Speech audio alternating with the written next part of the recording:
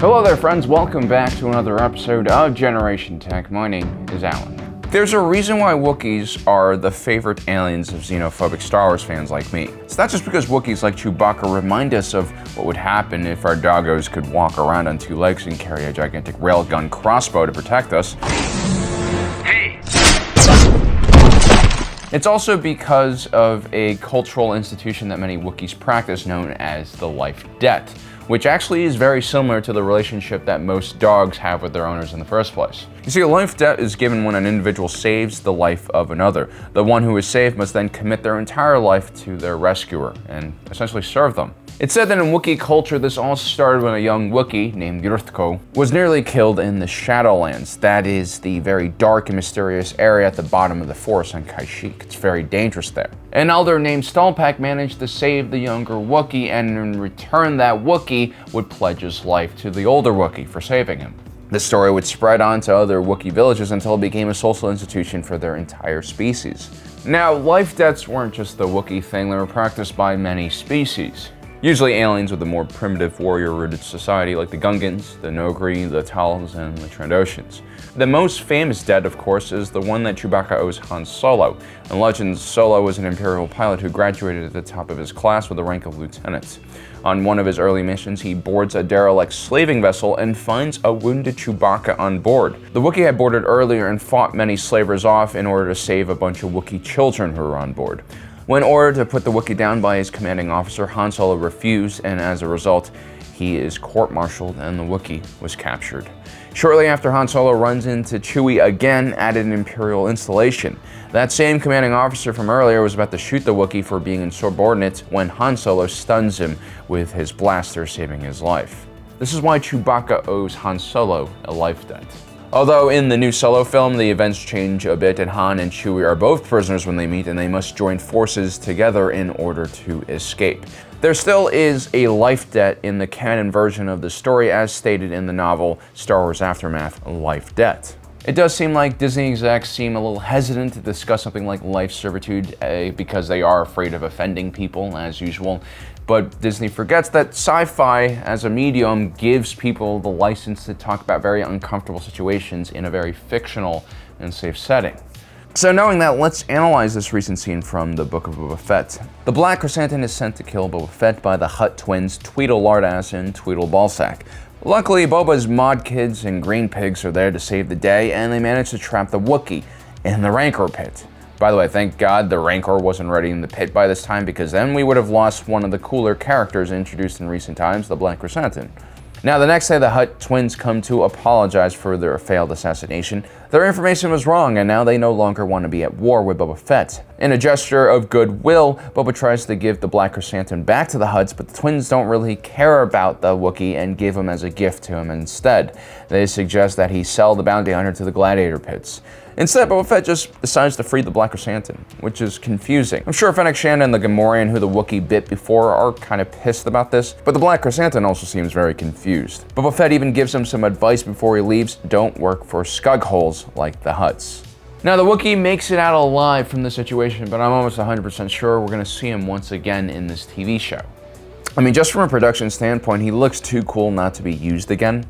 Plus, Chewie will eventually have to fight him on screen in live action, because the fans will demand it. Now, some think that the Black Chrysanthemum might come back to aid Boba Fett out of the goodness of his heart. Others who are a bit more realistic think that the Black Chrysanthemum might come back to Boba Fett for some work. But then there's some who ask, why doesn't the Black Chrysanthemum have a life debt obligation now? Well, here's the thing about life debts. It's an important cultural practice, but it does not mean that every person in that culture will follow it, especially if they are, say, exiled from their people in the first place, like the Black Chrysanthemum. We don't know how exactly it happened. It's possible that he ate, I don't know, like a sacred fruit or a sacred baby, but he's fled the planet of Kashyyyk in disgrace.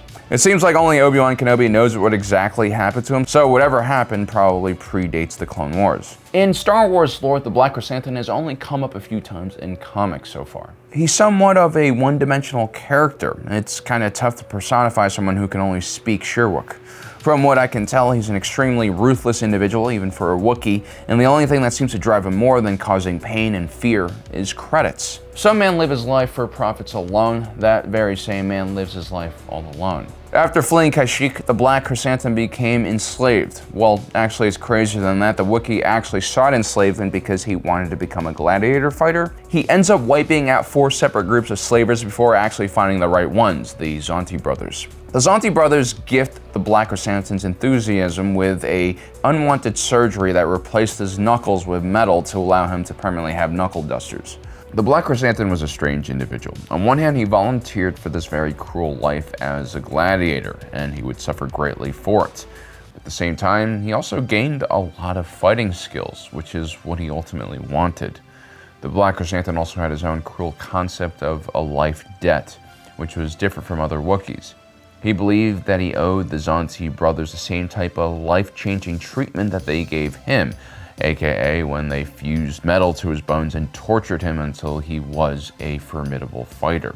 This wasn't driven by the Wookiee's desire for revenge, instead it was driven by his very twisted concept of fairness. And so this is what a life debt means to the Black Chrysanthemum. We should keep this in mind for when he runs into Boba Fett later.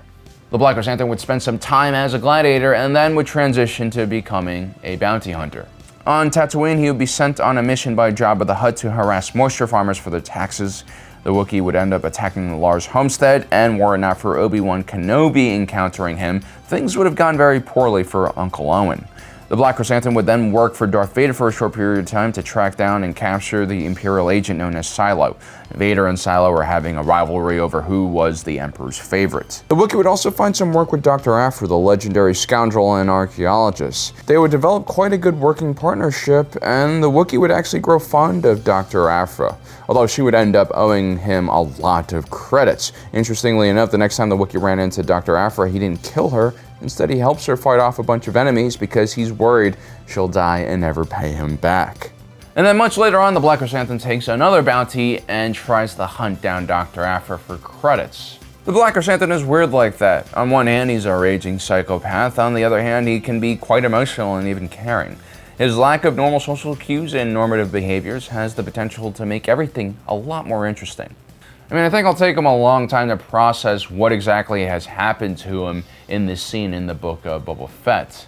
He'll definitely recognize that Boba Fett has saved his life, but the Black Chrysanthemum is not the traditional type. He's not just going to be waiting around like a damsel in distress for someone to save him so that he can have a life-debt relationship. But maybe the Black Chrysanthemum now has an emotional attachment to Boba Fett in a very scary and terrifying way. He's kind of like that Rottweiler that rips apart squirrels in the backyard, yet at the same time you would trust them with your newborn child. Either way, I hope he takes Boba's advice and works for him instead of a bunch of Hutts who don't really care about his well-being. Which means we'll now have a Wookiee in live-action Star Wars who is not held back by the fact that he's a good guy, like Chewbacca is. This will lead to what the fans have been asking for all this time, and that is more limb detachments, because that is ultimately what Star Wars is all about.